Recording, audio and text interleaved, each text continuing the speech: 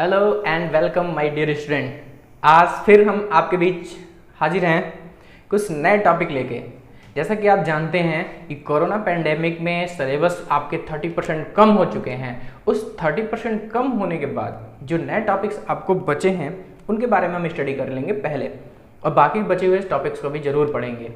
तो जैसे कि आप जानते हैं आज हम स्टडी करने वाले हैं क्लास 12 के फिजिक्स के टॉपिक के बारे में, व्हाट इज इलेक्ट्रिक कैपेसिटेंस, वैद्युत धारिता क्या होती है। तो आज का हमारा जो टॉपिक है वो टॉपिक है वैद्युत धारिता। तो आज का टॉपिक जो है वैद्युत धारिता, इलेक्ट्रिक कैपेसिटेंस के बारे में हमको स्टडी करना है। इस टॉपिक को समझने से पहले मैं आपको थोड़ा सा एक स्टोरी बताना चाहता हूँ। बहुत जल्द आपको ये टॉपिक समझ में आ जाएगा और बहुत ही इंटरेस्टिंग टॉपिक है। स्टूडेंट, मान लीजिए अगर हम ट्रेन में ट्रैवल कर रहे हैं, तो अगर ट्रेन में पूरी ट्रेन खाली है और हम बैठना चाहते हैं तो बहुत आसानी से स्टूडेंट हम जाके किसी भी एक सीट पे बैठ जाते हैं, नो डाउट। ऐसे अगर मान लिया जाए कि अगर ट्रेन के एक डिब्बे में 50 लोगों के बैठने की व्यवस्था हो और उसमें सभी 50 के 50 लोग जाके बैठ गए, तब उसके बाद अगर कोई नेक्स्ट पर्सन चढ़ना चाहता है तो क्या होता है, थोड़ा सा हल्ला होता है कि हाँ भाई आप इसमें नहीं चढ़ सकते हैं क्योंकि यहाँ पे सीट अवेलेबल नहीं है। बट अगर बाहर वाला पर्सन जो 51वां पर्सन चढ़ा है वो अगर पावरफुल है, अगर उसके पास पोटेंशियल है, तो वो क्या करता है, किसी को डराता है, धमकाता है या रिक्वेस्ट करता है और एक सीट थोड़ा सा उसी में एडजस्ट करके और बैठ जाता है। इट मीन्स उस ट्रेन के डिब्बे में 50 लोगों के बैठने की व्यवस्था थी, बट एक एक्सटर्नल फोर्स, उसको रिक्वेस्ट कह लीजिए आप, एक एक्सटर्नल फोर्स लगा के 51वां पर्सन जो था वो आसानी से उस ट्रेन में बैठ जाता है। इसके बाद क्या होता है, फिर से नेक्स्ट 52 नंबर का जो पर्सन है, 52वां आदमी, वो फिर से आता है, वो भी रिक्वेस्ट करता है। ऐसे ऐसे करते करते एक्सटर्नल फोर्स लगाते लगाते लगभग उस ट्रेन में 200 से 300 लोगों की भीड़ इकट्ठा हो जाती है और ट्रेन की पूरी बोगी यानी पूरा डिब्बा बहुत ज़्यादा भर जाता है।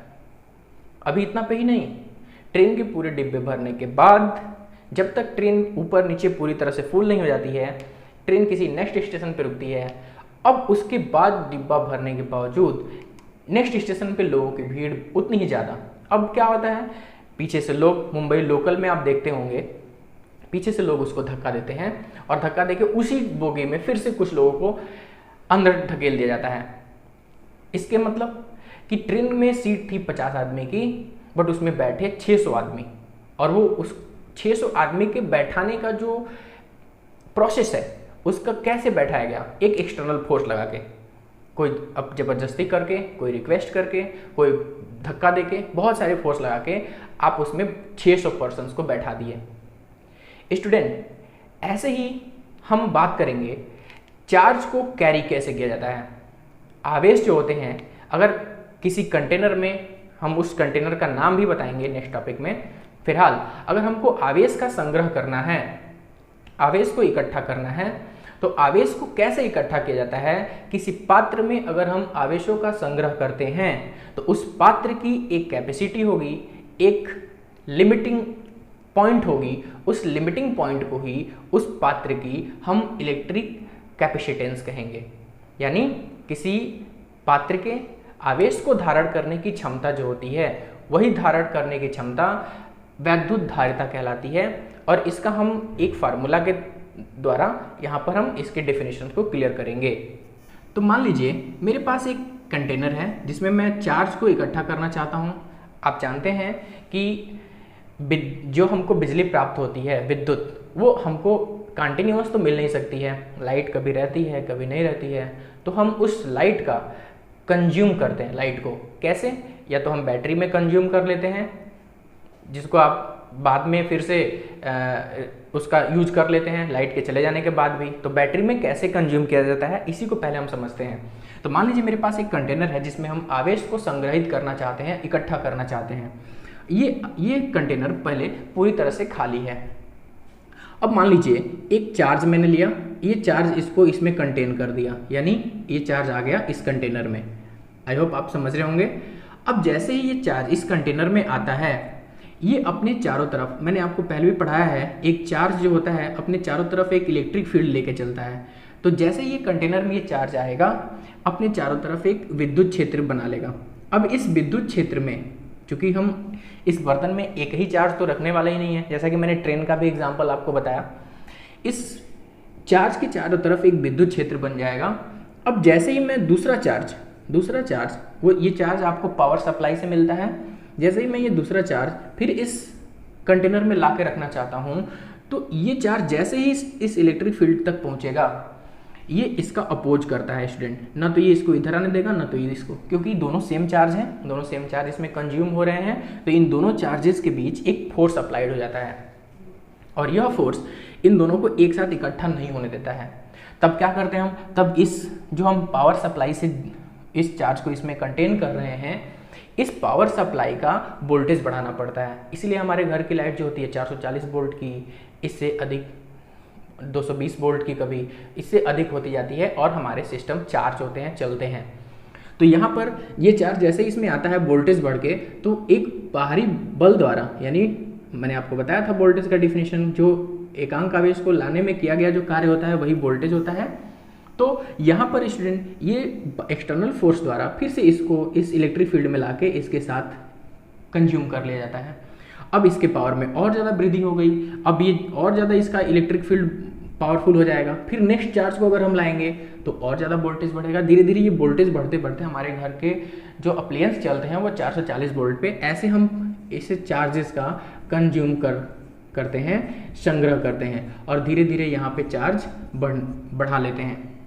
तो हम क्या देख रहे हैं, जब एक चार्ज था, सिंगल चार्ज, उस समय वोल्टेज बहुत कम था, चार्ज की संख्या बढ़ती गई तो हमें वोल्टेज लगातार बढ़ाना पड़ा।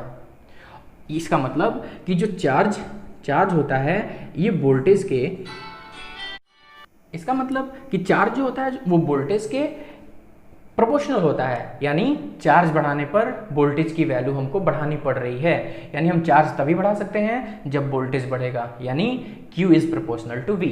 स्टूडेंट यही लॉजिक है, आप बहुत आसानी से समझ सकते हैं व्हाट इज कैपेसिटेंस। कैपेसिटेंस को समझने के लिए मैंने आपको ट्रेन का एग्जांपल बताया। अगर आप 50% के बाद 51% बैठाएंगे तो आपको जरूर बाहर से कुछ बल लगाना पड़ेगा। ठीक वैसे ही अगर एक चार्ज है तो वोल्टेज थोड़ा कम है, 2 चार्ज है तो वोल्टेज और बढ़ाना पड़ेगा, 3 चार्ज है तो वोल्टेज और बढ़ाना पड़ेगा। ऐसे चार्ज बढ़ाने के लिए वोल्टेज की वैल्यू कंटिन्यूअस बढ़ानी पड़ रही है। इसका मतलब कि चार्ज जो होता है वोल्टेज के प्रोपोर्शनल होता है। अब हम थोड़ा सा यहाँ पे मैथ का कॉन्सेप्ट यूज कर लेंगे। तो Q is proportional to V, तो प्रोपोर्शनलिटी कांस्टेंट अगर हटाते हैं तो एक नया कांस्टेंट लेते हैं, ये प्रोपोर्शनल का चिन्ह हटाएंगे तो एक कांस्टेंट लेंगे, यहाँ पर कांस्टेंट को हम C से रिप्रेजेंट करेंगे और बचा आपका B। It means what is C? C क्या है भाई? तो C is a constant, C is a constant and called,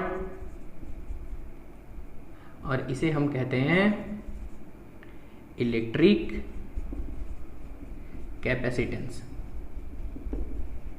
student यही है इलेक्ट्रिक कैपेसिटेंस। यहाँ पर जो C है, इस C को हम कांस्टेंट के रूप में लेते हैं और यही C जो होता है इलेक्ट्रिक कैपेसिटेंस कहलाता है, वैद्युत धारिता कहलाती है। और अगर हम यहाँ से इसका फार्मूला डिराइव करना चाहते हैं तो इस C को हम पक्षांतर कर लेंगे, यानी C equal to Q upon V।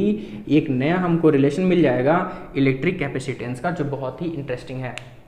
I think आप समझ रहे होंगे। यहाँ पर मैंने आपको प्रैक्टिकली भी बताया, आप यहाँ पे देख सकते हैं मैथमेटिकली भी ये इलेक्ट्रिक कैपेसिटेंस का कॉन्सेप्ट होता है।